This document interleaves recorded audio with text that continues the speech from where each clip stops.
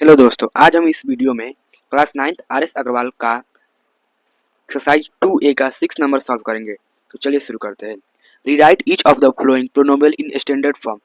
Standard form means इसको degree form में लिखना है, डिग्री के हिसाब से। लाइक सबसे पहले सबसे बड़ी डिग्री लिखेंगे, उसके बाद उससे छोटी लिखेंगे, उसके बाद उससे छोटी लिखेंगे। तो चलिए आपको लिख के दिखा देते हैं। सबसे बड़ी इसमें डिग्री है 5x के पावर में 3, उसके बाद है -2x के पावर में 2।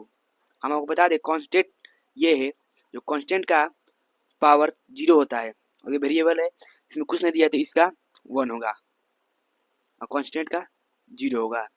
इसी तरह इसको भी लिख देते हैं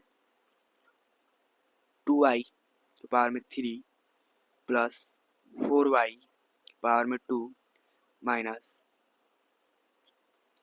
3y प्लस 2/3। तो थर्ड नंबर आप लोग बताइए कमेंट में इसका क्या होगा।